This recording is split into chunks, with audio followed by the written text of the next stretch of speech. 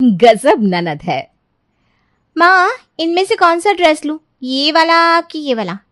देखो ना, इसकी ना एम्ब्रॉयडरी मुझे अच्छी लग रही है और इसका कलर। वैसे भी ये कलर भी ना मैं श्योर नहीं हूँ मेरे ऊपर अच्छा लगेगा कि नहीं। कहीं ये एम्ब्रॉयडरी पहनकर ज्यादा ओवर तो नहीं लगेगी ना? अरे चुप कर। महारानी तो हमेशा इतने कंफ्यूज रहती है कि तेरे साथ खड़े हुए बंदे के दिमाग का भी फ्यूज उड़ जाए और वो भी कंफ्यूज हो जाए। देख, मुझे ये एम्ब्रॉयडरी और कलर वलर समझ में नहीं आता। मुझे अपनी साड़ी में दिमाग लगाने दे। और हाँ, जो भी खरीदना है ना आज ही फाइनल करना। तुम्हारे पापा ने कहा है कि अब आज के बाद बाजार लेकर नहीं आएंगे। तीसरी बार है जब तुम अपने लिए सूट खरीदने के लिए बाजार आ रही हो, लेकिन बिना कुछ खरीदे वापस चली गई हो। अरे बेटा, एक सूट खरीदने में इतना भी क्या सोचना। तुम भी कैसी बात करती हो माँ? अभी ऐसे ही तो कुछ मैं नहीं खरीद सकती। आप जानती हो ना मैं चीज़ों के सिलेक्शन को लेकर कितनी कंफ्यूज हो जाती हूँ। मुझे समझ में नहीं आ रहा कि ये मेरे पर अच्छा लगेगा कि नहीं। आप भी तो मेरी कोई हेल्प करने को तैयार नहीं हो, बस हमेशा ये कह देती हो जो तुझे पसंद है खरीद ले।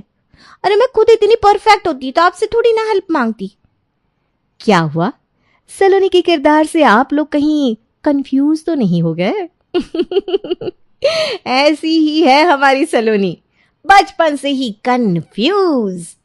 कपड़े खरीदने जितने छोटे कामों में भी उसे इतना कंफ्यूजन होता है कि एक ड्रेस खरीदने के लिए 4 से 5 बार वो बाजार के चक्कर लगाती है और उसके बाद भी जो खरीद के लाती है ना उससे कभी संतुष्ट नहीं होती। उसके मन में हमेशा यही ख्याल आता रहता है कि शायद ये ना खरीद कर वो खरीद लिया होता तो ज्यादा अच्छा होता। शरीर से तो सलोनी बड़ी हो गई थी और अब 18 बरस की होकर क्लास 12th में पहुंच गई थी, लेकिन उसके अंदर कॉन्फिडेंस की बहुत भारी कमी थी। उसे देखकर हर कोई यही कहता, भाई गजब हो सलोनी तुम तो। कुछ समय बाद सलोनी के भाई धैर्य की शादी अवंती के साथ हो जाती है और अवंती सलोनी की भाभी बनकर उनके घर आ जाती है। सलोनी, अब तो तुम्हारे घर में भाभी आ गई है। अब तुम देखना, रोज घर में सिर्फ महाभारत छिड़ा करेगी। तुम्हें पता नहीं है, सास बहू और ननद भाभी की लड़ाई उतनी फेमस है जितनी सांप और नेवले की। क्या बात कर रही है यार तू? तुझे क्या लग रहा है कि मैं भाभी के साथ नेवले की तरह झगड़ा करने वाली हूँ? और सांप और नेवला तो दुश्मन होते हैं ना। तो मैडम सलोनी, ननद भाभी कौन सा दोस्त होती है? वो भी तो जाने दुश्मनी होती है। बस दुनिया को दिखाने के लिए रिश्ते में जुड़ी रहती है, लेकिन मन ही मन दोनों एक दूसरे को डसने के बहाने सोचती रहती है। अरे तुझे अभी यकीन नहीं होगा, तेरी भाभी नई नई आई है ना, मुझे इस मामले में बहुत एक्सपीरियंस है। मेरे घर में पहले से दो तो भाभी है। सहेली की बात सुनकर सलोनी बहुत घबरा गई थी। जैसा कि सलोनी का व्यवहार था, वो बहुत जल्दी किसी की भी बातों में आ जाया करती थी, इसलिए वो अपनी भाभी अवंती से थोड़ा दूर दूर रहती थी। शादी के 1 सप्ताह के बाद, अरे सलोनी, आओ मेरे पास बैठो। नहीं नहीं भाभी, मैं ठीक हूँ। मैं अपने कमरे में जा रही हूँ, मुझे उधर ही ठीक लगता है। सलोनी अपने कमरे में चली जाती है तो कुछ देर बाद ही उसकी भाभी अवंती भी उसके पीछे पीछे उसके कमरे में आती है।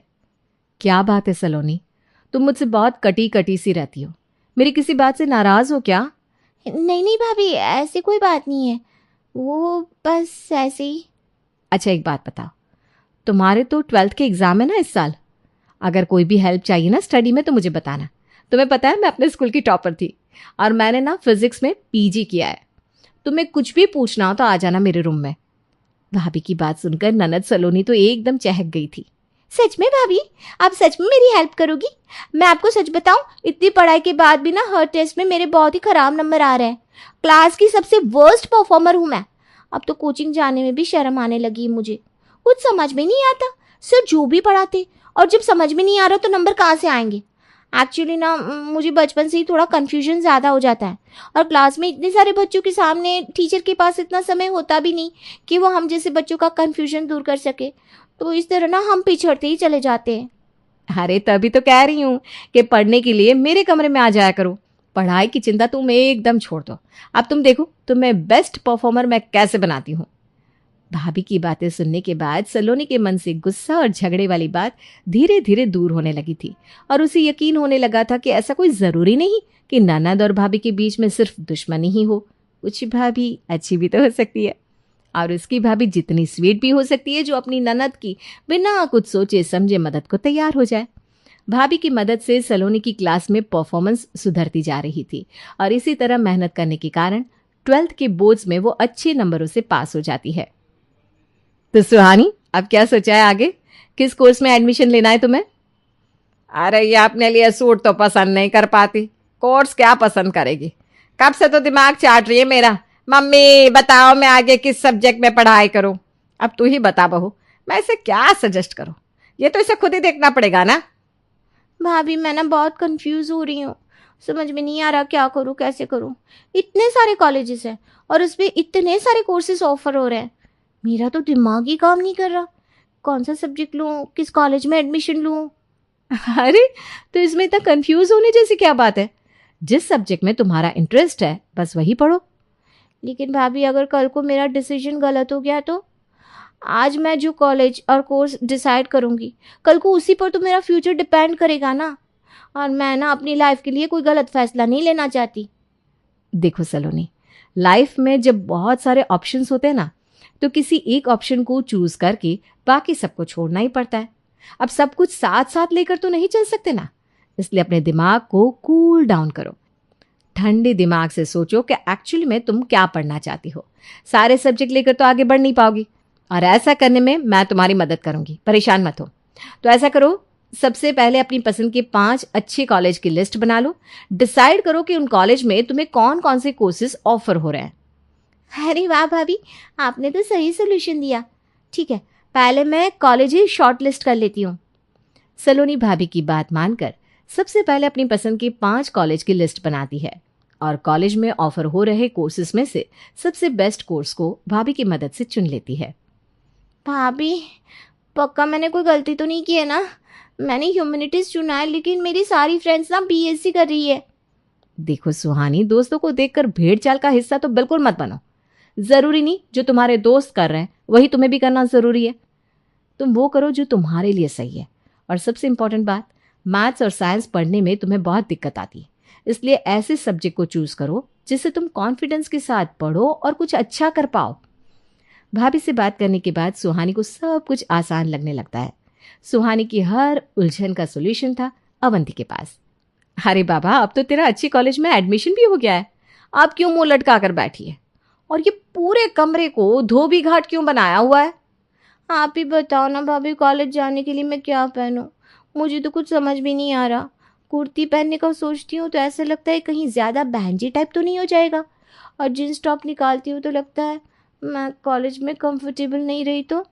अरे मेरी कंफ्यूज ननद रानी, कितनी छोटी छोटी बातों के लिए कंफ्यूज होती हो तुम।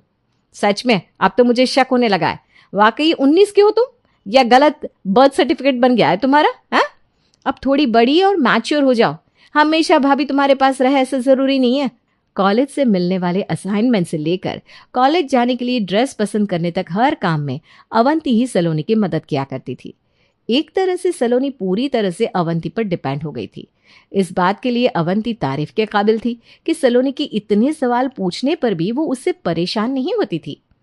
समय अपनी रफ्तार से आगे बढ़ रहा था और धीरे धीरे सलोनी भी बीए के दूसरे साल में पहुंच गई थी। एक दिन कॉलेज में उसे अपने स्कूल की सहेली चंचल दिखाई देती है। अरे सलोनी, तू भी इसी कॉलेज में है? अरे यार, कौन से कोर्स में एडमिशन किया है तूने? आज से पहले कभी दिखाई नहीं दी। यार मैंने ना आर्ट्स में एडमिशन लिया है, तुम सबने साइंस लिया है ना, इसलिए हमारा कभी आपस में मिलना नहीं हुआ। सलोनी की बात सुनकर उसकी सहेली उसका मजाक उड़ाने लगती है। क्या कर रही है तू? अरे तेरा पूरा करियर ही चौपट हो गया। तुझे पता है आर्ट्स से पढ़ाई करने पर आगे चलकर कोई फायदा नहीं होता। सब लोग प्रोफेशनल स्टडी की कोशिश कर रहे हैं और तुम बीए कर रही हो। सहेली चंचल की इस तरह की बातें सुनकर तो सलोनी और भी ज्यादा कंफ्यूज हो जाती है। अरे यार, एक्चुअली सच बात बताओ ना तो मुझे समझ में नहीं आ रहा था कि मैं कौन सा कोर्स चूज़ करूं, इसलिए मैंने अपनी भाभी से हेल्प मांगी तो भाभी ने बोला कि मुझे बीए कर लेनी चाहिए और बस मैंने एडमिशन ले लिया। अरे बड़ी बेवकूफ़ है तू, भाभी के कहने से तूने बीए में एडमिशन ले लिया, अपना पूरा करियर चौपट करके रख दिया। मुझे तो ऐसा लग रहा है कि तेरी भाभी चाहती ही नहीं कि तू किसी ढंग के कॉलेज से कोई अच्छा कोर्स करके लाइफ में कुछ कर पाए। तू खुद ही सोच, तेरी भाभी ने खुद तो फिजिक्स में एमएससी की हुई है और तुझे हिस्ट्री ज्योग्राफी पढ़वा रही है। भाभियाँ ना ऐसी होती है, उन्हें कभी अपनी ननद की तरक्की बर्दाश्त हुई है जो तेरी भाभी को तेरी तरक्की बर्दाश्त हो जाती?